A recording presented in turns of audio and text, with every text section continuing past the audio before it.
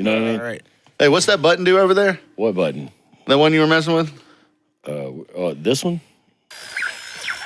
Another glorious morning. Makes me sick. Good morning, my neighbor! Ladies and gentlemen, welcome to The Ready Set Radio Show. Good morning, apartment. Good morning, doorway. Good morning, wall. Morning, ceiling. Good morning, floor. Good morning and welcome to a new episode of the Ready Set Radio Morning Show. My name is Floaty. Across from me today, as always, is The Beard. And over here in the booth, pushing buttons like he's trying to unlock a cheat code to a better podcast, is J Dubs. That's a good one, J Dubs. I'm rooting for you, buddy. And today we have a very cool guest from our past. This is Franz. Say hi, Franz. Hi, Franz. And I've known you for a long, long time. Keep it down over there, gallery. And I've known you for a long, long time, and I have never asked you, nor have I ever heard, how do you pronounce your last name? My last name is pronounced Schroering. Schroering? Yes. Nice, dude. And the native tongue of that name, what's your heritage? So the heritage is Germany. Okay. So yeah, my grandparents on both sides of the family, they're from Germany. So yeah, I'm the non-German speaking most redneck German guy that you'll ever meet. Plus, I play guitar and sing, so that's fun too. Hey. So I know you from the local music scene from the last 20 years or so. And I told you off the air, but I'll say it because I don't mind showing my shame. I could remember without a doubt that your last band that I saw you in was White Knuckle Blackout, but I knew that for a fact that we had done dozens of shows together in a band before that. And for the last 2 weeks since Dubs got you booked, I was like, oh man, what was the name of that band? I'm gonna sound like a jerk, not remember the name of the band. And then Dubs reminded me Claymore, and that was a very cool band too. That's when I met you, is when you were in that band. I think I was in Marotech at the time. Oh yeah, wow, I remember Marotech. Man, dude, that one song that Marotech did, Tourniquet. Oh man! Name dropped a song. That's not even one of the popular ones. No, nice. but it was my popular. Nice. Well, it was popular to me. I loved it. I like that song too. I really love where that song went. I love the chorus. I liked it because it was different than everything else we did. Yeah, it was a good direction. I thought. You know, we had a good direction, and then somebody decided to break that band up on stage without talking to me about it first. We're not going to talk about that, guys. We're not going to talk about him. Goodness. But if he's listening and he knows who he is, I hope you're doing great, and I hope your family's awesome, dude. I second that. Yeah. I hope Good your stuff. life is awesome. Yeah, as well. Anyway, so I want to talk about Claymore because I need you to remind me. I think was that Steve and Jesse? It was, yeah. So that was Jesse Mabe and Steve Lucas. Yep. I'm sorry. Me too. We're all old, man. He's on Steve Lucas. I think he lives on a compound with 15 children. Does he really? And, he's got. Wait, is that shots fired or is that breaking news? No. I mean, I don't know which button to push on that one. No, dude, he reaches out because he'd like to jam and then he don't show up. So Right. I don't know, but All I love Steve to death. Yeah. I think he's an original talent, man. Really great guy. He's always been a sweetheart. Yeah, Always. Yeah, he's a cuddle bear. Yeah. Always pumping out music too. He's always doing something musically. Here's you, Steve. He's got a small like music like history. Like he's got more gear than I do. That's true. I'm gonna tell you what, he got out there, got loud and proud when Claymore was going on, man. He answered the call, and I started Claymore with Jesse Mabe, and it's pretty surprised about how far we got. Yeah. And some of the bands, some of the touring acts that we got to open up for.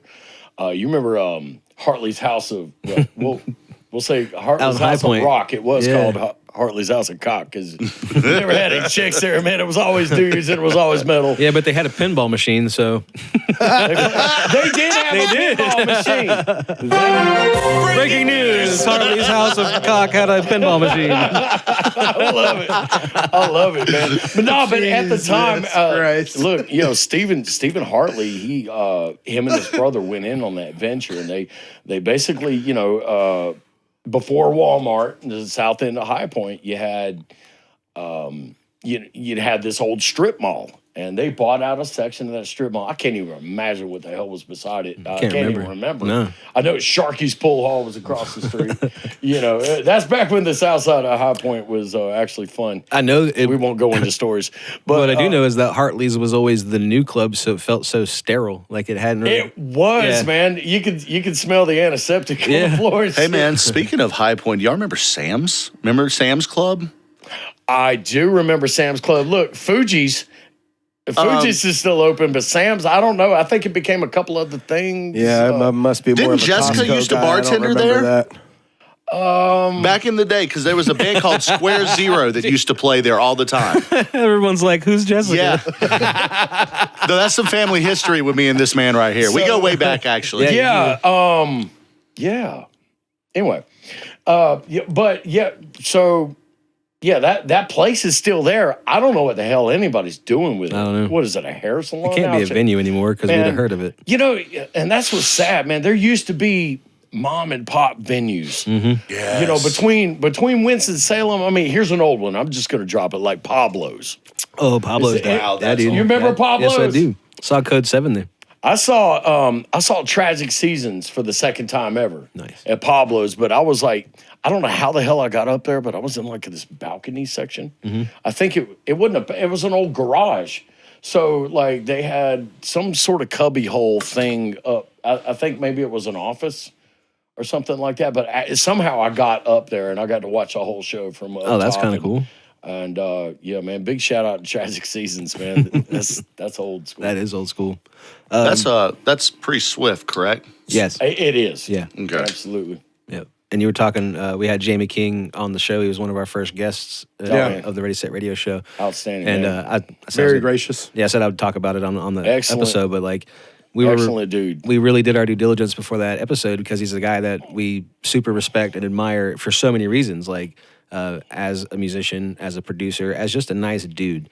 Yeah. And he's always been such a staple in the scene. So we wanted to make sure like this, because to us, he's one of the top dudes in our scene. We're like, we got to be prepared. Oh, Let's absolutely. make sure Yeah, man. we're not drinking. We're not doing anything. Yeah, we're biting fingernails. We won't talk. We didn't have any of this hot coffee that we have. This is a morning show, by the way. I don't know if you. Yeah, this is a morning. Morning, everyone. Yeah. So, while you guys are heading to work and enjoying the sound of our dumb voices, we're sitting here having nice cold beers. Happy 4 p.m. on a Happy. Sunday. Look, in the world of rock and roll, no, it's all rock and roll.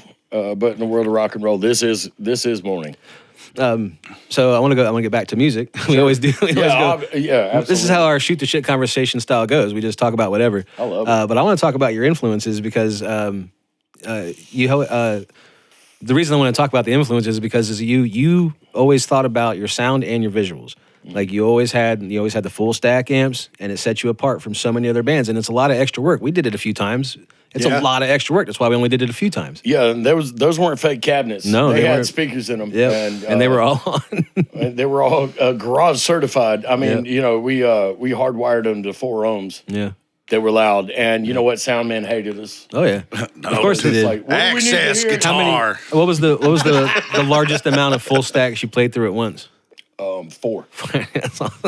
So many, dude. So, I mean, because all my heroes and posters on my bedroom wall had all these stacks. It must be real. So I have to do it too. How do you slave heads together? Let's find out. And and those amps are on Coliseum stages, and I'm gonna bring this into Tavern. Do you remember your very first half stack? I do. And I don't really say this on the air because I'm kind of embarrassed, but Don't be embarrassed. I'm just gonna go ahead and throw it Mine out was there. lame too. I had I mowed a bunch of lawns and I saved up $1,000. Better than And what did I do? With all my infinite wisdom and knowledge, because I'm gonna go and rock out, I bought a Crate Excalibur full stack. Hey man, The finest in solid state amplification. but those came with Celestians, right? Greenbacks. They did. Yeah. No, they came with Sevens? Celestians, but here's the thing. The louder that stack got, the worse it sounded. Yeah, it's a solid state. Yeah. Whereas tubes are different because the louder a You cook tube 'em. amp is pushing, the more you get that tonality, the more you get that that chitta. Well, it's funny you bring that up because at home I'm actually messing with my rig, and I've got a Marshall JCM 2000. Me and the Beard actually share the same amp. Amazing amp. Very, very. Can we just hear your notifications, J-Dubs? Yeah, sorry. I didn't mute my Professionals phone. on this Yeah. station. Can you please? Yeah, I just did. I did. All right, let's. While you're talking. I just get hammered. I can't see J-Dubs. Dang, what the hell was that? Wait, you're drinking on the job too? What? He's doing what? You're so almost fired, J-Dub. And we're going to take it to commercial. Check out this thing that no one's trying to sell you. What are we doing? We're recording the tagline for our brand new commercial. New commercial? Yeah. All you gotta say is the 2 bits construction. Yeah, we can do that. That's all you gotta say. 2 bits construction. Yeah, we can build that. No. 2 bits construction. Yeah, we can build that. 555-1234. Commercial. Hey, look out!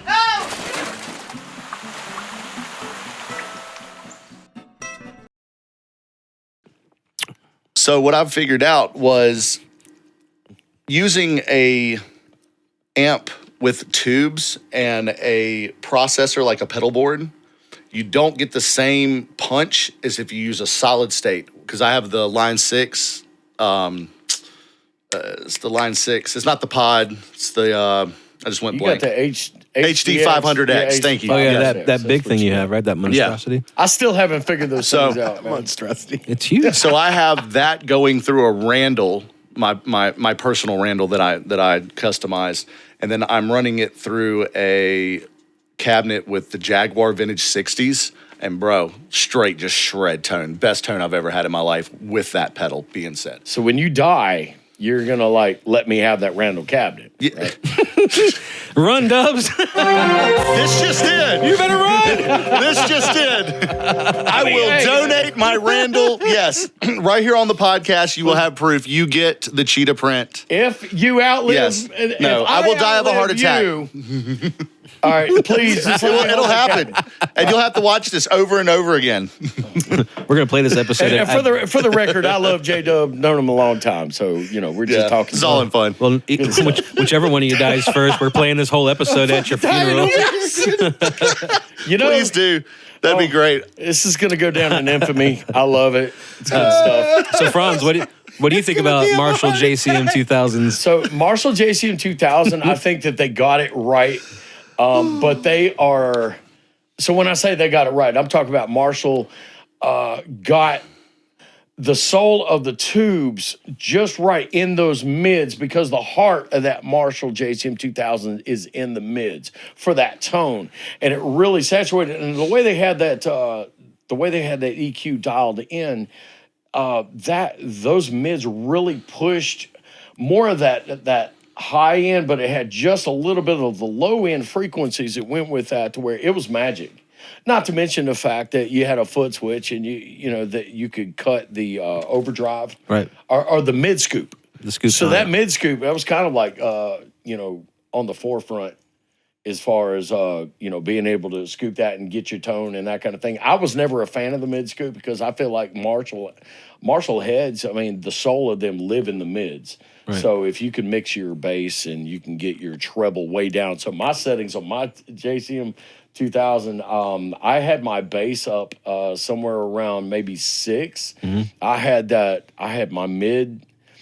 Yeah, because it just had the mid knob on it, right? And this was. I never had one. I don't know. But I never had looked at it. Yeah. Okay. Well, my Is that bad. the one chant? The two I'm chant? going to talk to Jay. I have to- I have I'm to talking admit- to the beard. The beard. I have to admit about the JCM 2000, the mid knob does more than the other two combined in that setup. the way So they it's had it. it's like this magic. Yeah. It's like suck, don't suck. You know how I had those knobs Dude, too. yeah, you know how your sonic maximizer Right. worked and your Yeah. stack with that Marshall Power, Yeah. like it that mid knob was almost the same thing. It was almost the same thing, and you didn't it have just to have. opens it up, man. Yeah, and you didn't have to have anything like special done up. You didn't need Yeah, a maximizer or anything. Yeah, like that. I loved having that maximizer at the end of my rack, because I could get in the room, listen to what the room sounded like, and just those two knobs, I can pull the tone right where I like it in the room. I didn't even think without about having to that. go into any of my settings, any of my nothing, just two knobs, and I could dial it to any room. That's why I loved it so much. Floaty. Yo. He doesn't know your Marshall setup. Let him know what your Marshall setup is. Oh, he knows. Watch him melt. He knows my rig. The Line 6 Pod Pro T into a Marshall 9200 dual channel. The power amp. Power amp. And then I The ran. power of the tube-driven clean. Correct. Which Totally may or clean. may not be for sale. Just It is saying. for sale. But listen, that answers your earlier. Breaking news, Floaty is selling his Marshall 9200. Find out more below. Is it He's all selling good, his or whole does it rig. need work? So let's. Is it all good or does it need work? No, it works. It's totally good. Yeah, that's Yeah? good. Yeah, it's totally How much? good. Well, the friend price? Here. 12. And we'll be back. What are you actually selling it for? 18. Yeah. It's worth every penny. Yeah. So the first, I had a band actually before Claymore. I don't know. Nobody would give me a shot to play out here. I couldn't practice with anybody. They didn't have a place to practice. The good drummers already had better guitar players and all that. And I was gonna, I had it ingrained in me that I'm gonna do this Right. or I'm gonna die trying. So, I basically I sold what I owned. I bought. I had 2 Marshall stacks. I had about 8 Ibanez guitars. I bought a minivan for $800 off of a guy that's still mad because he says I owe him $1,000 more than I paid for. I won't drop any names, that kind of thing, man. He signed the title. Sorry, guy. You know who you are. It's a while back, man, and I drove out to California. I slept at a truck stop for about 2 weeks. Well, I had $800 in traveler's checks. Oh, wow. And and back then it was, you had the ads and stuff like that, man. And I found a room for rent, and it just turns out that the 16-year-old son of the guy that I rented a room from happened to be a badass drummer. I'm probably one of the best drummers to this day. His name is Drew Bent. If you see this podcast, brother, shout out. I still remember you, man. And I wasn't singing at that time. I was just playing guitar. And Right. full stacks. Full stacks. Because that's metal. But They are nice. They yeah, are. so I spent about 4 or 5 years out in San Diego trying to get recorded, just get anything going. I had a bass player. He was part of I think it was Navajo Indian tribe. I'm not sure I'm just gonna say Navajo. Right. And he did not want his picture taken. Like Oh, wow. his name was Henry Necroche. All right. And we found him in Chula Vista. He took a stand-up bass and put an EMG right there by the F-holes of the stand-up bass, and that was his on stage. Dude, that's cool. And Do you have pictures of this by chance? I do. I would have to dig. Dude, dig They're going them to be out. pictures. Yeah. Yeah, I will definitely have to dig those out. But he would get so pissed if you took his picture. Wow. That he tried to either take your camera. You remember like this old show like Dave Attell Up All Night? Yeah. You remember that? Oh, wow. And the guy had the disposable cameras. He just like take pictures of his Right. adventure. Well, that's what we did at every gig. We just get one of those disposable cameras, Yeah. the cheapest shit, and we just snap shots of and then you have it develop. It's like, what the fuck were we doing? But we were Didn't so know close. you were those pictures. You would love to go through a photo album of every picture that I you can't was taken. find them, dude. Yeah, that's what I'm You saying. know? As a musician, and Yeah, I'm sure imagine. everybody else here would concur that to have that to look back on now would be. So, you got all this digital. It's great. It goes to the cloud, whatever. You save your pictures, and nothing beats a Polaroid. I agree. I do have my own saves of any picture that I was tagged in from those days. So if I was tagged in it, I have it on my hard drive also. So, Because I spent like a whole year, every time it popped up in memories, I just downloaded it and saved it. So, So I've I got a bunch of stuff. I got but- 4 words for you guys: low tech redneck. Okay, that's this guy. If it ain't broke, don't fix it. I like simplicity, especially in my gear. With what I'm playing on stage. The less things that can go wrong, the better, for sure. Exactly. That's it's kind of why- like a firearm. That's right? why I had the rig I had, man, because I used to run like 2 gigantic analog pedal boards with like 2-3 dozen pedals and a couple of processors. And I switched to that Line 6 because it did all of that and I got it down to one cable. So if my rig didn't work, there was only 2 issues it could be. Batteries are dead or that cable's not plugged in. And I hardly ever had any problems, except I would have, the only problems I had in like a light divided was signal on my pack going out at certain venues. I remember a couple of times you had a problem carrying it. Oh, definitely. Yeah, I couldn't carry it. It was heavy. It was definitely heavy. Shots fired! Shots fired! Those aren't shots. Those are facts.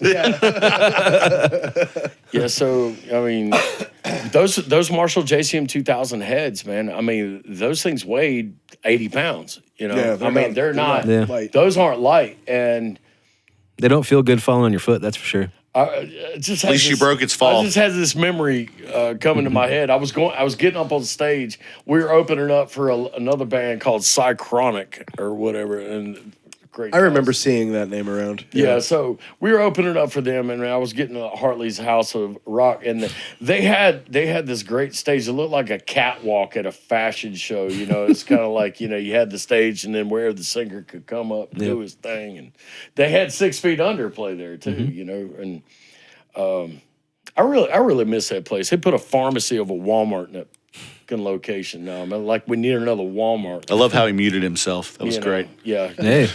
I'm trying to be. You know, Thank you, Franz. We didn't even give you the rundown of any of that, and I appreciate you. Yeah. We made decisions about cussing. So you know, this Like, share, subscribe. Check out this graphic. Like, share, and subscribe. Yeah, you should like, share, and subscribe. Yeah, do that. What they said. So, I want to. but yeah, no, the memory. I'm sorry, I'm long-winded, man. No, you're good. But yeah, so I'm carrying the big damn head up on stage, and you know, you had. I think there was like some 13-year-old girl like Dad brought and that kind of thing, and I felt so bad, man. But I was carrying that head, and it just smacked her right in the damn noggin. Damn. Up on stage. She started crying. I didn't find out about it until after the show. So, yeah, definitely. Any lawsuits or anything like that? No. I never heard anything else about Scot-free. it. Look at that. Nice. No, I said, This just in, Franz. Oh, sorry, that's This the wrong just one. in. it's just in. I push the button and maybe not so much. This just in. J-Dubs has no empathy for little girls smashed in face with amplifier. It was bad. It was bad. God, I mean, I shouldn't have told that story, man. But No, it's fine. Head, No, that's a good story. I This, like is, that this story. is like shoot the shit. She learned metal that day. Speaking She's of, probably a hey, lawyer now. This just in. Don't do it. Heavy metal. My lovely, my lovely. This just We in, might have Franz is to. We might have to go to break. Seems like I probably have a little bit of a crisis happening in my house. I don't know what's going on. But, Oh, no. Oh, my sex kitten, my love slave, my Breaking news. immortal. Hey, this just in. There might be some shit going down at Franz's compound, and I might have to take a Do break. you need to take off? No, but I do probably need to make a phone call. All right, check out this product we're not trying to sell you. All right. Hey y'all, you ever got that fuck around and find out feeling from a bitch, a thought, or a hoe? Boy, have I got the thing for you. Bitch Big On Spray. That crisp fuck off scent will linger like a skunk for days. You need something stronger? Look for our new scent, Bitches Get Stitches. Coming soon to a trailer park near you. and we're back. And we're back at stuff. Don't buy that. Don't buy that at all. Don't even Google that. That's bad for you. I mean, you know. Don't even Google it. That's a good one. All right, so Franz, Holy shit. let's talk about your actual music for a minute. I want to talk about your influences. Sure. I want to talk about the guitarists and vocalists and bands in general that you admired growing up, and what inspired your awesome style of music. Thank you for saying it's awesome. Dude, it was always killer. I'll tell you what, Black Sabbath changed the game for me. But before Black Sabbath, I'm not embarrassed to say that I loved hair bands.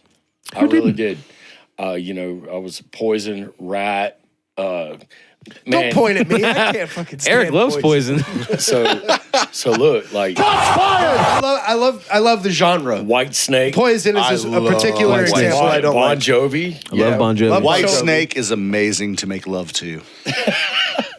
Aw. I'm so glad my girlfriend doesn't watch the podcast. Just want you to hold me. She's like, we never listened to Bon Jovi. What the hell? But so I heard Iron Man, from Black Sabbath, and I probably got my hands on it a little bit later than most people have already heard that, and it just changed the game for me, man. That was one of the first 3 songs I learned. So. Yeah. Boom. Yep. That's it, man. What 3 songs? I'm sorry. You want to know the first 3 songs I learned on guitar? Favorite? Paranoid, the whole album. Yeah, the Paranoid, the whole album, man. Volume 4, holy shit. Yeah. So that broke some ground with me. Then I got into Danzig, man. I was really digging on some Danzig. Nice. And then of course, there was Metallica, Kill 'Em All, came along, during that whole hairband thing. And it's like I woke up one day and I figured, I realized, man, the shit I've been listening to isn't real. Metallica. My whole life is a lie, man. Whoa, yeah. So like Metallica was huge for me. And then a band that was on tour with Metallica during the Ride the Lightning. Anyway, I got my hands on Pantera. And at first it scared me. It scared me because it was like, holy cow, man. What was the first Pantera you heard? First Pantera I heard was Cowboys from Hell. Actually, no, I take that back. The first I heard Far Beyond Driven, and I was like, it's too tough. I actually know the very first Pantera song I ever heard because it was shown to me by the drummer I was playing with at the time, and it's Floods. Yeah, and that song changed my life, dude. So I have a funny story about the first time I ever heard Pantera. Actually, it was when I was stationed in Japan.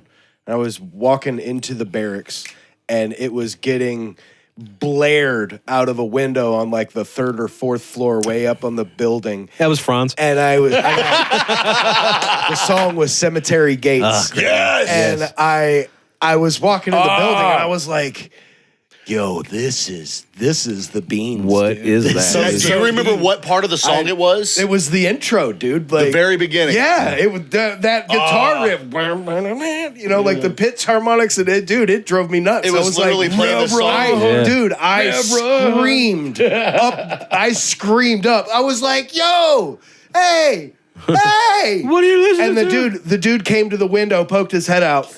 And he thought for sure somebody was going to scream at him about the volume, tell him to turn it down. And I was like, yo, I just want to know the name of that song, dog. Turn it up! I just want to know what the name of that song is so I can go and find that shit myself, bro. That shit slaps. Yeah, absolutely. Yeah, he told me, and that was how I found out about it. Did any of Do you you, guys now you ever remember see the first Pantera? time you listened to it by yourself? Like you were. It was right after that. Yep, You same. went, so you immediately. Yeah, I went and checked. immediately went and listened to it. What did you think at the end when he started hitting those really high false? Oh, dude. Oh, by the time I got to the gnarly stuff, like I was already into it, but there was a big going on at the time, so I didn't have the time to give it the focus. But I had it going in my room, and there were people in and out, and one of them might have gotten kicked square in the chest. You know, Dude, no lie. That shit is awesome. But that's some of that 151, baby. That's affectionately known as the Like I Wahoo. said, dude, you know That's a Wahoo kick. Yeah. Wahoo kick to the Yeah, chest. no lie. My buddy, actually, it was Justin Reich and Trey Harding. Showed me Pantera for the first time, and I left Trey's house and I went straight to Record Exchange and I found the Great Southern Trendkill at Record Exchange for like $7. And I listened to it nonstop for weeks. Dude. I was like, this guitar riffs and these drums are unbunbelievable. So I'm one of those musicians, man. When I find a band that I like actually speaks to me, because that's the power of music. It has the power to create a mood and a feeling, and it transcends time. So it's with great power comes great responsibility, or whatever. If you're a it's all musician. for the vibes, dude. No, the vibes absolutely, count for man. so much. So when I find a band that I really like, I mean, I hang on to them for years, So I heard a couple songs off of Far Beyond Driven, and then I went back and I found I mean, I went back as far as I Am the Night, before they got Phil. When they were glam? Yeah, when they were glam and they were trying to do that. Diamond Daryl Page. Diamond Daryl Page. Exactly, man. So I got some vinyl to this day. Do you really? Yeah. I would be interested in coming and listening to that. Please come Maybe we down, can do man. that We'll on. put it I'm the way PA into that system. idea. Hey, I have a record player. I would be willing to bring it next time if we have Franz on the show That's again. what's up. Yeah. Projects in the Jungle, I've got that. So I mean, just old obscure vinyl, stuff that stuff you can't. So Man, everybody got gypped by tapes, right? So you bought all the tapes when you're back then, and it's like 10 years later, it's like this shit won't play. well, you what's kind of going think on? the same thing about CDs, man. Now that we have, we can look up any song we want to on our phone. I won't buy a car unless it has a CD. Yeah, player. but a CD Yeah. still works. Right? That's It the thing about does. tapes. Tapes don't work. and They there's an don't work after a certain point. And there's an argument that a CD has a crisper sound as well. It does, but there's a soul that happens with vinyl. Mm-hmm. It's kind of like a tube amp versus solid state. Solid state's robotic. A tube amp. Let's bring it back. Let's just boomerang back to the JCM 2000. Why not? Because I absolutely love that head, but what a doesn't? bitch. Shut up. I mean, seriously. Look, those heads have the biggest fucking attitude problem that any head would ever have. It'll, depending on the humidity, depending on where you at, and how bad you put it through some shit the night before, it might work. That's why I had 2 stacks, because one was backup, bro. I didn't always play have- all that shit. And see, It looked great. That's the but- argument, because Ready Set Radio, man, they use pedals and multi-effects processors. No amps. Yeah, And no amps that on way you don't stage. have to- It's come a long way. Yeah, the sound future is now. so close. Yes, the sound between they can download like a Plexi, and it will sound just like a Marshall Plexi, and they don't have to worry about replacing tubes. And our stage They is don't have- 100% quiet, so I can guarantee that we're going to sound better than most bands you see out there right now. Well, see, because that's my argument with it's that. all you hear is because mix.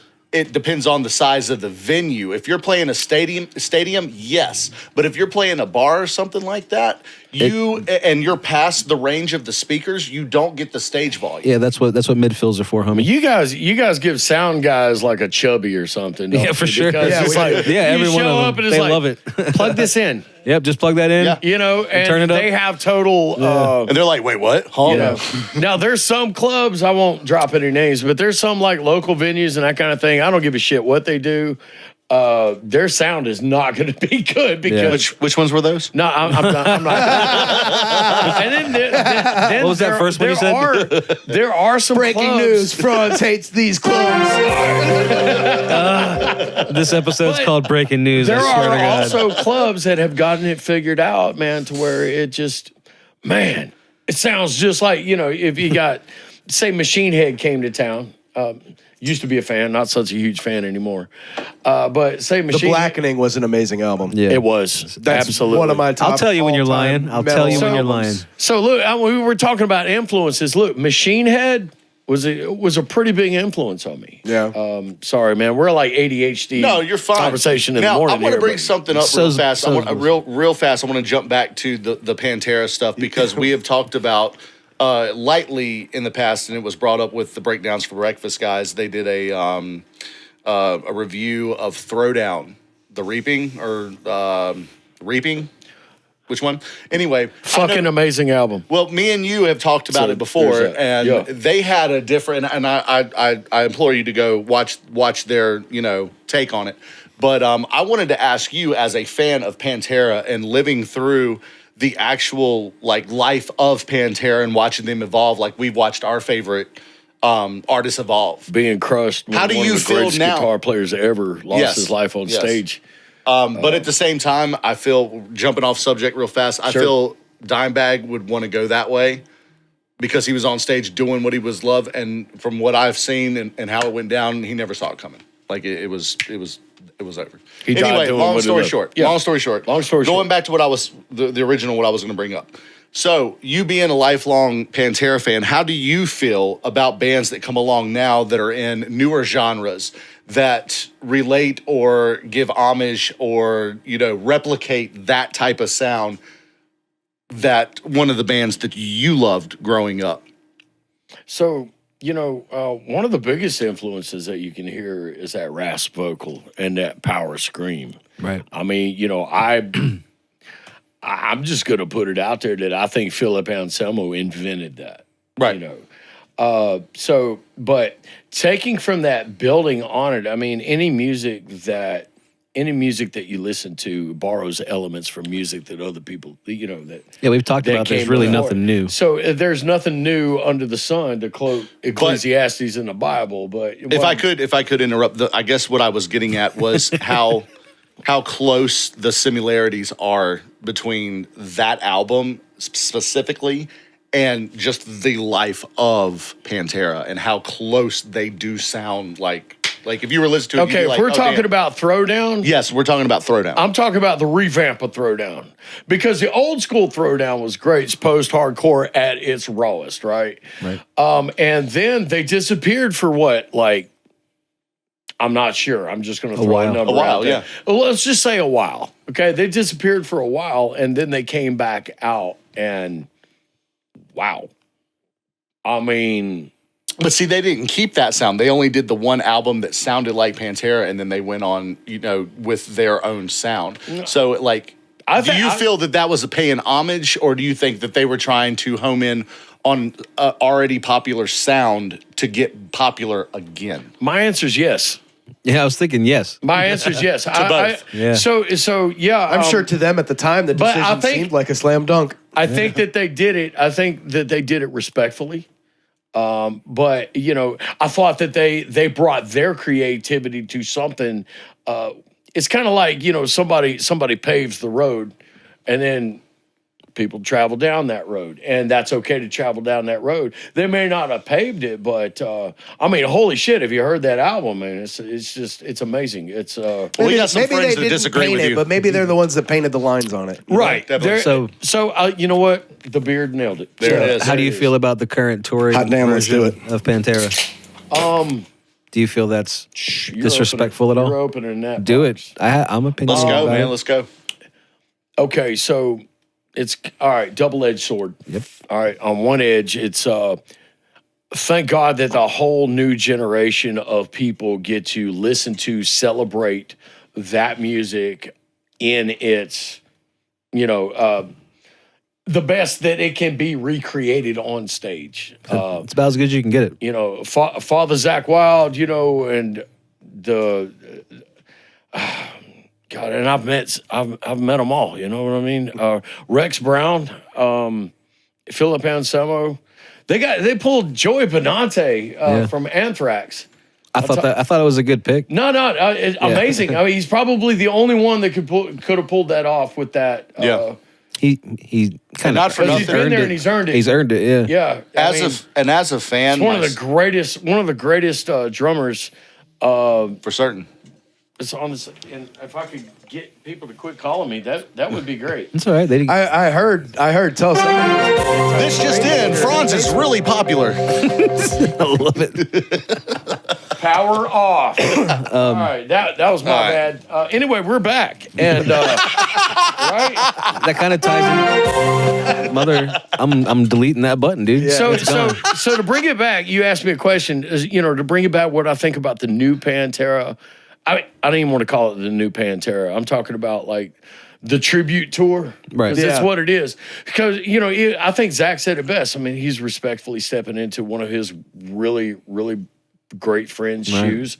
Doing his best to try and bring some. But he's not. He's doing Zach Wild. He's trying his best to do Dimebag sound and character, and I think he's nailed it in a lot of respects, but it's still Zach. Yeah, it's always it'll never be Dom, and he's not claimed to, not and that kind of thing. Real fast, I looked it up. They have officially united as Pantera. They are Pantera now since 2022. Okay, I want to hear the new stuff. No, yeah, true that. And then we'll revisit this subject. Agreed. Good call. Yeah, I like his take on that. Yeah, I want to hear what they do. We kind of talked about this last week about at what point does it stop being the same band. So- and like I said last week, I was like, it's all a business, and there's a lot of people that earn a lot of good money off of the name and the brand of Pantera. Not just the musicians, Sure. but their friends, their managers. Yeah, it's a whole microeconomy, Right. You know, because when you get to that level, I mean, they wanted it to be the stop it. That's right. Stop it, J-Dubs. To be the Led Zeppelins of metal. I mean, you know, they said that publicly. Everything evolves, you know, everything we overcome, we improve, we endure, and it's our struggles that define us, right? So each one of these musicians, you know, Rex Brown, I actually shared a stage when he was coming through with Kill Devil Hill twice, Right. when he came through the North Carolina area. And, you know, Phil's got how many bands? You know, I lost count. Yeah, exactly, man. You know, just Super Joint Ritual was one. Southern Isolation was one. Philip had, of course, Down being the biggest. He did shows under his name too. You know, Down wouldn't even have happened without Dimebag because they're the ones that they got with the radio. I mean, not the radio. I'm on the radio with the record label, Right. and said, you know, let him do his thing, you know, and really push for it. This is good stuff. So him, Pepper Keenan, and the rest of Crowbar, you know, they come together and made probably my next influence in music, tying that back in, see how I did that. It was Down NOLA. The NOLA album was huge back in the early 90s, man. It kind of changed my mind on a lot of things. And that was one of the first albums I actually sat down and learned.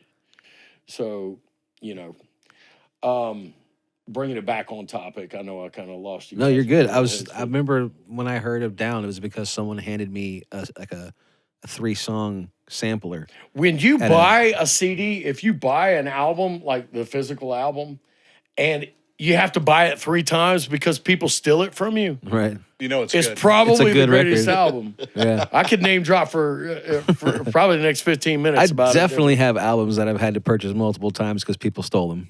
Several of them. So another influence of mine. Sorry, man, if I like. No, you're good, man. Skipped No, dude. off topic, but We don't have topics here. we don't have topics. We're just shooting the shit. But here's an album that doesn't get enough recognition. Maybe it does. I haven't heard anybody reference this, but Temple of the Dog. Ooh, nice. Okay. Temple of the Dog love came that together. record. You know, when the singer of Mother Love Bone died, and you know, you got the members of Pearl Jam and Soundgarden. Soundgarden, and just Wow. that settled. That Yeah. set a standard. And it's a fantastic record. Like It is. it could have just been like some of their songs, but they put out a fantastic record. They just came together, and it's like they put all of their heartfelt soul and everything that they had to pay tribute to somebody that was so special to them, and how they projected and how they put it out there. It moved me to want to do something of that caliber. I wanted to put that kind of heart, that kind of emotion, and to reach my fans, reach down, pick the crowd up. So, you know. Man, it's hard to listen to the song "Say Hello to Heaven" off that record since Chris has died. yeah. It is. That's a beautiful song too. That So man's it voice, is. Jesus So- Christ. Yeah. So the thing, you know, I said this earlier, you know, the power of music is to be able to create a mood and a feeling, and it transcends time, and it's able to, you know, it's able to get a listener to get it. It can wrench your heart, or it can set your angst, or it can, you know, Help you say accomplish music- goals. It said music, you know, soothes the savage beast or whatever, you know. Yeah, for me, it's very much of a focus thing. It focuses my emotions. Like Exactly. when I'm you out know. of control, sometimes I can put on some songs and like zen myself So- out again. So What with about my you, Beard? influences and the question that you had asked me with, you know, the bands that had moved me, I would just collect albums of stuff that spoke to me, right?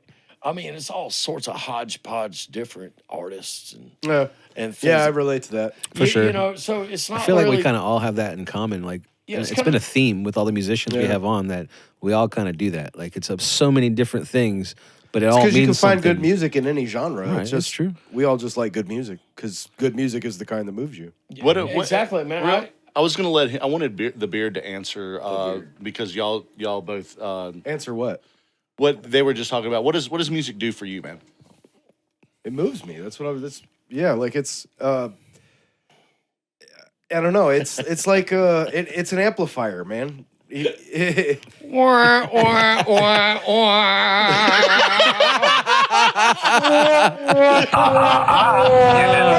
I was, dude. Y'all. Anyway, He just said that. You have no idea how many times that happens, Franz. He does that all the time. Dude. We love you, man. Well, these are the reasons why our show's hilarious to listen to. I think so. It's fun to listen to. Even a listener's like, damn it, J-Dubs, you just said that. You know, I kind of get concerned with this being a morning show that particular sound effect is going to get someone in a real bad situation one day. They're going to hear that and be like, oh, God! It's no worse than hearing sirens when you're listening to rap music, dude. Like, it's, I listen to like a news talk radio when I'm at work and stuff Right. like that. You know, yeah, I do have another job because music don't pay the bills. Never Not like I has. want to. You know, I do. It's a labor of love. But anyway, yeah. So they got this. So they got this whole like announcement for like traffic. Okay. You know, like and I-95 is a little backed up or whatever. Whatever it is. Yeah. So, but the music behind it is horrible because it's got a bunch of honking sounds behind it, and you got this guy building up on the snare drum, steering up his honk honk, and like the first time I heard it, I was like, "Fuck's honking at me, man? You want some?" You know? Yeah, there's certain hip hop albums I listen to in the car sometimes, and then it gets me every time. And I know that there's cop sirens in the songs, time. and every time I'm like, Yeah. what did I do? No doubt. pull over. So what are you doing now musically currently? So, oh man, there's so much history there, and then leading up to now, it's like, so what I'm doing now, I've got a new song written. It's called "Nobody Dies Alone." Goes out to fentanyl and meth addicts. That's Nice. You know, and it's it's got a lot of my beliefs and feelings in that song, obviously, as it should. We've as you know, Mitch Walker, the late great Mitchell Scott Walker, he passed away, man. Yep. You know, he lost his life to cancer, and yeah, that's a whole story. It is. He's no longer with us and that kind of thing. So big shout out to Stephen Perez, known as Lazarus. You know, I dropped your real name, buddy. Oh no. A big shout out to David Schaus. So I've reformed this inception of White Knuckle Blackout with the best damn drummer and the best damn bass player / lead guitar player that I can find. You know, we are looking to add either a bass player or a guitarist, depending on, you know, how this grows. But we're taking it one step at a time, man. You've got a really great setup here. Everything's Thanks. Appreciate it. yeah, I mean, everything's pretty much state of the art, man. You guys are quiet. Everybody can hear everybody else, and this is what we got. And Yeah. my dojo is the absolute opposite of that. More speakers.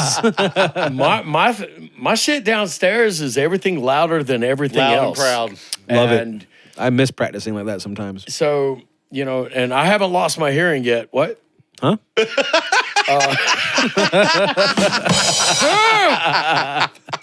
What? Is this on? Nah. So, you know, maybe, you know, we need to have a conversation. Maybe I need to be drugged, kicking and screaming until the 21st century. here. No, man. With, I don't want to hear White Knuckle Blackout with just direct amps, Yeah. man. That's not going to be cool. Maybe it's not you the don't- right move for every I will project. say, at It's not the right move professional, for every my project. professional opinion is you don't have to carry around 4 full stacks. 1 full stack is plenty.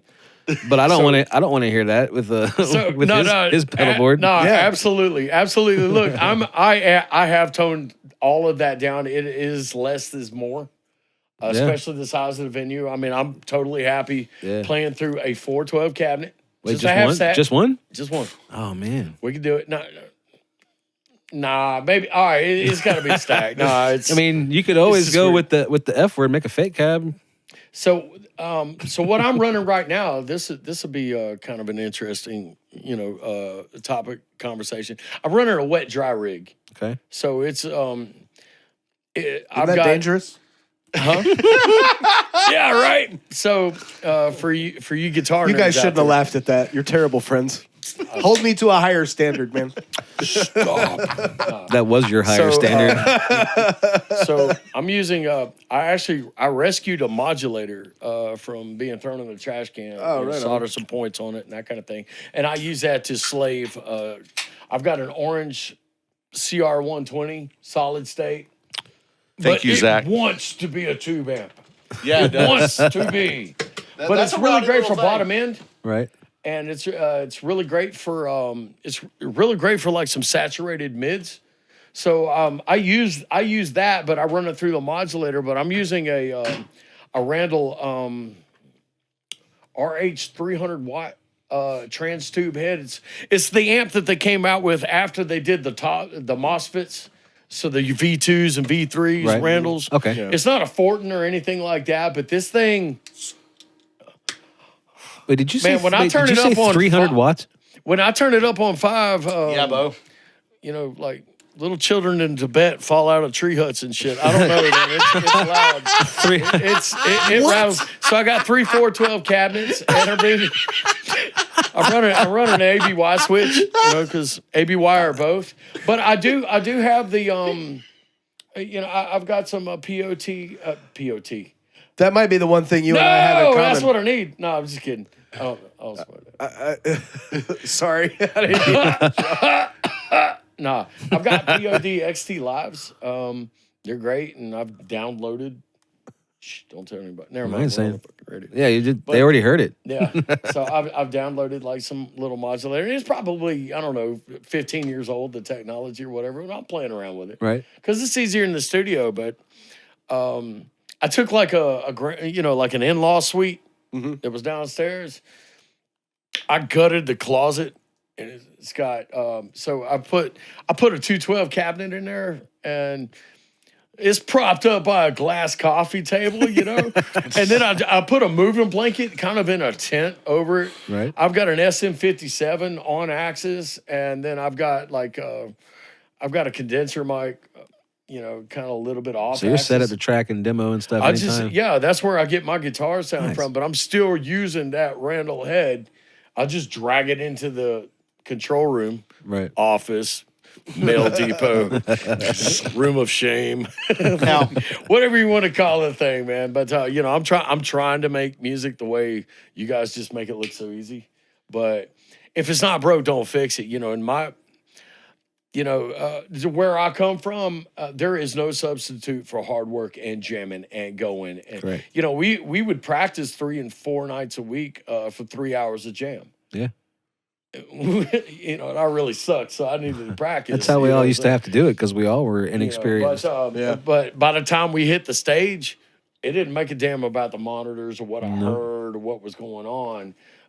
We just ran the numbers. It was muscle memory at that point, And I'm sure that there's a lot of, many different bands do practice many different ways. And, but, listen up, bands. There's We used to do full substitute for energy hard work. shows like A Light Divided used to throw our instruments around and be able to do that and play close to what you wanted. Because we definitely sacrificed some like note specific parts for the energy of the show, but it was a trade off. But we had to practice that way because you can't try to get on stage and run around for 45 minutes if you don't practice it. It's like getting in shape, just like how you have to learn how to play your parts. You have to learn how to perform too. You have to learn how to be a front man or just absolutely entertaining. Absolutely, man. So we'd go hard. to me, the drug is playing live. It's being on stage. That is the drug. Everything else is just, That's the stuff they pay me. They pay you for and stuff like you don't that. pay me Man, for the show. No, I love that's the performing. stuff you do for free. You pay me to break down and set up. Yeah. That's what you're paying me I for. play for free, but I carry that's all my what's up. gear and drive here for money. Yeah. So this podcast brought to you by. Oh yeah, Big Daddy Mike's smooth and creamy smack and cheese. It'll make you smack the Swiss out your mama. Big Daddy Mike's Mac and Cheese, original and Booyah Bacon variety. Now get your ass up and go get some. Whoever's coming back. And we're back. Hold on. I haven't counted shit down. 3, 2, fucking 1. Here we go. Welcome back. And we're back. And J-Dub's back. I hope that commercial didn't suck as much as we think it did. Yeah. So Franz, real quick before we're going to wrap up here in the next 10 minutes or so, but I want to talk real quick since we're friends from the local music scene. Absolutely. There's one club in particular that means the world to all of us. That's Somewhere Else Tavern with our father in music, Burley Hayes. Hey, big shout out to the podcast. This is Franz of White Knuckle Blackout. Want to tell you guys a few things about Burley Hayes. Number one, he's the fairest man I've ever met. Number two, I've never been thrown out of a club more times than Somewhere Else Tavern, but he always let me back. The thing that makes Burley Hayes the greatest local legend anywhere is Somewhere Else Tavern was our CBGBs, okay? Somewhere Else Tavern gave everybody a chance to shine. It gave us a chance to be on stage and to actually have an audience for the music that we write and an ear for our problems. He left some very big shoes to fill, and nobody's going to be able to do it. And just want to throw this out there. Burley Hayes, much love to you in heaven. And yeah, as for White Knuckle Blackout, we wouldn't be where we are without your stage. So, thank you, brother. 2. And we're back. And we're back. All right. So, no, man, Burley was, he was selfless, not selfish. And without his stage, without his kindness, and without his vision, a lot of bands never would have got a shot. You know, no matter where you're from, how long you've been playing, what you were about, Burley would give you, he'd give you a chance. You know, he'd give you a chance to be on stage and to give it what you got. And he'll give you a DVD for your troubles so you can see what you did, you know. My literal experience when Marotech was first trying to book shows was we'd go to venues, we had cassette tapes, we had promo pictures, and we had a one sheet. That's it. And every venue would always be like, well, where else have you played? That's called a PK, not an EPK. Yeah, it was just a PK back then. Yeah, and we'd spent a lot of money and time making a really good press kit. And most venues were like, well, where else have you played and what do you draw? I'm like, well, we're just trying to get started, man. Yeah. Burley was like, can you play Friday? Hey, God. Yeah, and I think at the end of the day, it really went deeper than that. I got it opening on Saturday. Even just the bands and the music, because I know at least a handful of people that were it not for Sweat specifically, whether they were even into playing or not, would have been for the streets, dude. It's so like it went a lot further than just music. So the man saved lives and he gave chances. And it's the power of music, man. It's amazing. I do want to put this out, but before social media, before the whole book of faces and all that other crap that's out there today, the grams of Insta, a fake book, whatever, the grams of Insta. But before all that, if you wanted to see your friends, if you wanted to know what was going on, if you wanted to socialize and have a life, you would come out to the tavern, you come out to one of the other bars. We had a local scene. We had a local scene because that's where you got to see the people and like actually live life and like be about. I hate to cut you off, but the grams of Insta thing stuck with me there, and I was like, if 10,000 years from now they find Instagram, and they would treat it like the Dead Sea Scrolls, and that's what they'd call it. The grams of Insta. But they digitally have to pick it apart, photo by photo, and be like, "What the were these people doing?" It looked like The Hangover, that movie part. Oh my God, it was so bad, dude. All the dead pictures at the end is like, oh man, so bad for humanity, dude. No, absolutely. Anyway, absolutely, man. I've God, how many hundreds of shows have I played at Somewhere Else Tavern? Right. And, even when you got good, you always wanted to come back. You wanted to play Burley stage because of the audience and because of the following. But because it was him, I loved his dogs, man. Burley had some really great chow dogs. And no matter what was going on the weekend, man, it's like, man, I'm going to the tavern, bro. Yeah, as often as possible. You know, Do you miss the hot dogs? yes. You know what? I actually do. Yes, that is the only damn venue that I've been to that actually had a hot dog cart. I miss Burley's slaw and chili. Yep. Even though he and I disagreed on how chili should be prepared. Yep. Those cheap I think boiled disgusting hot dogs were amazing. They were They- straight. they They were- were straight red. Yeah, look, but- if I was hungry, I knew that I could probably get something to eat yeah, somewhere. and you get off stage, you just burn a bunch of calories and you're starving. You could either walk across the street and pay money at McDonald's, and everybody's looking at you like, why are you so sweaty and dirty and makeup and all that stuff? Or you could get a nice boiled hot dog right by. Don't act like those McDonald's people didn't know damn well about what was going on. It's All right, like, so, but all right, one other thing about Somewhere Else Tavern, the absolute most disgusting, worst bathrooms bathroom, dude. Yeah, ever, anywhere, ever. I mean, and There's still Burley pictures. just didn't give a fuck, man. He was not there's going to still- fix that damn you know, bathroom. There's still I tell pictures. you what, though, it looked good on an Instagram picture. That's 100% true. But And every one of us misses them. man, look, just the front door of the Grams of Insta. Somewhere Else Tavern, the Grams of Insta, the front door, and all the band stickers that were on that. I still have friends to this day. So many bands, so many people that I've met at Somewhere Else Tavern. None of that would have been possible without Burley Hayes. Yeah, you know, I feel the same way. you know, I right before he passed, you know, I was talking to a guy that was actually guarding or sitting on in a storage area of all the Somewhere Else Tavern club.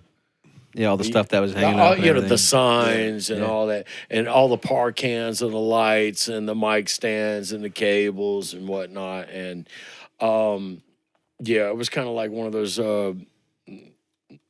situations where, you know, I really hope that his family got that equipment, that, you know, that it goes to a good cause and keeps getting out there. But I really wanted the Somewhere Else Tavern sign. I'd hang it. Everybody wanted the Somewhere Else Tavern sign. You know, I'd hang it in remembrance of him. I would. I'd mount it to the side of the barn, something.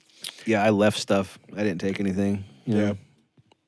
But yeah, so yeah, you were asking me a little bit earlier, like, you know, well, what have you been doing lately? You know, it's been a while since White Knuckle Blackouts put a song out or some product. You know, we had an EP and an LP. You know, the LP, when it came out, that was Commitment. Yeah. You know, it's the ink on tattoo and that kind of thing. You know, after that, we put out, you know, a little EP. It's a 4-song concept album that right after Mitch died, man, I just decided that, you know, I'm not releasing it. I'm just going to sit on it. Understandable. Things happen. VH1 Behind the Music later, you know, all of that stuff. Did the VH1 Behind the Music have the story about your finger? I'm getting there. So anyway, look, so, you know, I got married to another local legend that's not so local anymore. But, you know, I got married and, you know, I lived out in Wahlberg for about 11 years and that kind of thing. And look, this house must have been built in the early 1900s. And I promise you, I'm getting to the story with my finger. So they had a tree that was like, and it grew that way because they used to tie a donkey to it when they plowed the fields. I sound so ancient, but no, this is the story, you know. So it's got this crooked tree, and I was always paranoid.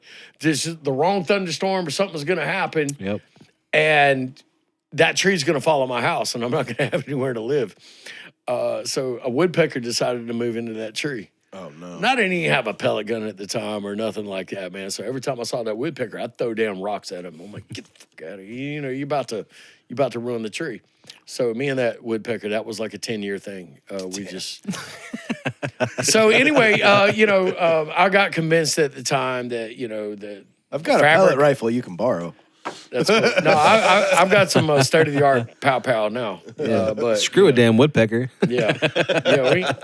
You know, I didn't want to kill the thing. I just wanted to scare him off from, like, you know, sawing that tree in half. And, you know. You scare him off from 30 feet away. So anyway, you know, I had a lot of land in the back property. So, you know, I decided that I was going to make myself a lean-to and see if I can make it about 3 nights doing some bushcraft stuff, Nice. Surviving. Yeah. Okay, this is what I'm bringing, stuff to make fire, a poncho. Okay, go get it. Hell yeah. Because, it's shit. man versus nature type shit. Love it. So I got that, and, I got a kukri knife. It's about this big. It was on my hip. So I'm cutting the branches, and gathering stuff for my lean-to and that kind of deal. And here's this fucking woodpecker. He followed me from the house. Dude. No, so I got gloves on my hands, not mechanics gloves to where they got anyway. I got some work gloves on my hands and that kind of thing. And I'm like, what do you want? And he was up here with his little red hair and shit like that. And so I'm paying attention to woodpecker, and I come right down on my finger, man. Oh, no. Slice. It was hanging by the bottom. Yeah. And so I'm like, oh shit. And you ever seen Barney Rubble run on air? It's kind of like that. So I make it back up to the house. I talked to the woman at the time, and I was like, hey, we got to go. And where'd we go? Went to urgent care like a couple of fucking idiots. They continue to break my finger because it's sliced right through here. And so now I'm like, oh shit. And I went to the hospital and that kind of thing. And they basically, they stabilized the finger there. And then I had to set up for surgery. And a week later, I got into surgery. And what they did was I got a titanium plate here. I got a titanium plate there. They reworked my tendons where I got a double fat knuckle now. But they were actually able, shout out to Novant Health. You overcharged me, you bastards. Of course they did. They were actually able to save my finger, but it's taken me 4 years to get it to bend like this. Right. And big shout out to Washburn Guitars. Les Paul, Gibson, because I need smaller frets now. It's weird, because I'm used to I'm a jumbo fret guy. Right. But making a C chord's still a bitch. But I'm back. That's awesome. I'm actually the solos are a little challenging, especially some of that stuff I used to do. Yeah. All that chicken picking stuff that I used to do is it's a little difficult, so I'm having to use a different finger. So yeah, but there's got to be immense thankfulness to be able to still play. Because it could have been it could have been a different way, dude. Now I'm gonna go ahead. Cue the music. Ooh, we need that button. We do. We need that button. You need that button. You gotta have And that. I'm gonna give him some flowers right now because when we got up and was doing some stuff, he was like, "Yeah, man, I can't play anymore. I chopped my finger off. It's just that's his fret hand as well. If for people that I sold all my equipment for the third time. Yeah, so he had a gorgeous that Randall that you used to have, man, was just. But anyway, long story short, man, when we got back to met back up and reconnected, and he was like, "Yeah, man, I just can't do the guitar thing anymore." And I told him, I was like, "Dude, work it." You know what I'm saying? Yeah, it's gonna be hard, but dude, you shred. You'll shred again. And now what? 3 years later, he talked me into it. Yeah. I'm like, and so triple down on the terrible choices you've made in your life. So are you saying that J-Dubs inspired you in a positive way in your life? Yes. Give yourself an applause, dude. That's fantastic. Hell yeah. I love that. Yeah, I love that kind of stuff, man. So I was doing vocals for a project that he had at the time, a hodgepodge collection of local legends, and I think I've heard some of those. Yeah, and it was a good time. It was fun, and but that's one of the first. I got the guitar when I sing. Yep. And there's a power that comes along with that because you know where the song is going to go because you're playing it, right? So it's like, okay, when this part's going to be here, and it's a whole different thing to just be the front man and to just sing and to feel that. In a lot of ways, it's liberating, because you're out there and you're able to, ad lib, put words where you think they should go, work on the vocal pattern. I was about to say. You can also put yourself closer to people to connect with them. Yeah. Much easier than being tied to a mic holy stand. shit, ain't no strings on me, because used to be, you got the guitar in your hand, it's like, I'm married to the mic stand. You know, and Yeah, we used to have that's, one song that I'd put my guitar down for and just do vocals. It's a totally different feeling. You can't do that when you're tied to a microphone. Yeah, real fast. It's a different thing, dude. I It's was hard about to say the beard. You do a it's lot hard with this. to, it's hard to pull off. I'm kind of lucky in that Ready Set Radio. I get the best of all worlds because we switch so much in what we're doing. But this is the first time I've ever been a frontman. It's been a few years now. That's I've learned talent. a lot, but like it's a different thing when depending on what you're using to perform, whether it's just your voice or it's a voice and a guitar or it's just a guitar or like doing vocals, being a frontman, no instrument, it can be liberating, but it can also get in the way of a lot of things too. And one of the things that I've learned recently is that it takes a lot more work in the prep to be up to snuff as far as being a vocalist goes than it does for just playing guitar. And bass for that matter, man, because that's Yeah. a whole nother monster. Yeah. Yep. Each one of these is like it's its own realm. Yeah. And the two most physical people in a band are going to be the first it's going to be the singer and then it's going to be the drummer right behind them. And if that singer is playing a guitar, that comes with an asterisk to it because it's that much more physical activity, the weight on your shoulders literally of a guitar. The mental activity. Yeah. Like singing and playing at the same time when And you're in a band. knowing it where you takes- are in the song, knowing where you are in the set, knowing what's going on with the crowd, knowing, like it's, There's a reason not everybody can do it. Yeah, dude. Like it's I a can. skill. I was 12 It's years not old. easy. I was 12 years old. My mom for Christmas, she got me a 12-string guitar. Watch Nice. this. And I'm like, holy shit, Mom! What do I do with all these strings? What song do you think should have been playing? When you got your 12 string, what song should have been playing?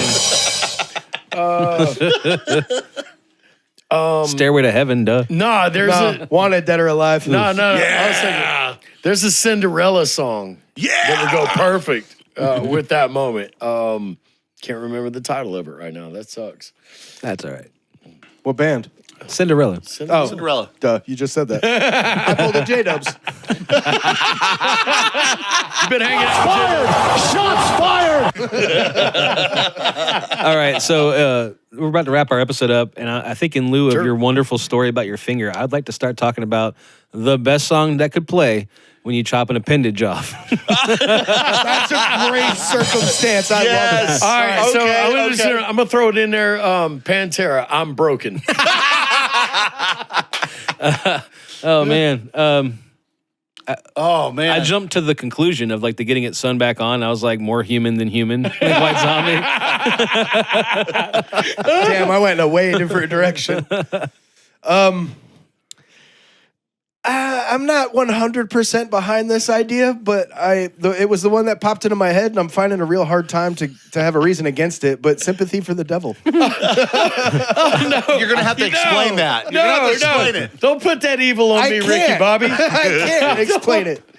I kind of thought The Hand That Feeds by It's Nine the Inch Nails. woodpecker. That's such a better. I love that idea so much better than mine. That woodpecker was the devil. Oh yeah, 'Cause I have no. Yeah. If But I see, ever as see soon that as you woodpecker chop again, your- he's done. as soon as you chop that finger off, though, you're done thinking about the devil, dude. Screw that woodpecker. I was thinking of the Beatles What song. woodpecker? I'm missing a finger. No. So they made me like a prosthetic sort of cast. Yeah. That to keep my fingers straight after it happened, and Right. it was like this. So that fucking woodpecker was back a week later. I'm like, we'll get you.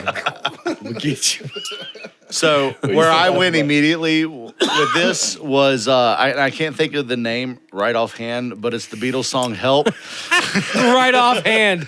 Wow. Good terminology for a dude that cut his finger off, dude. Right offhand. I see what you did there, J-Dub. You're welcome. I saw that. Dude, That's called acting.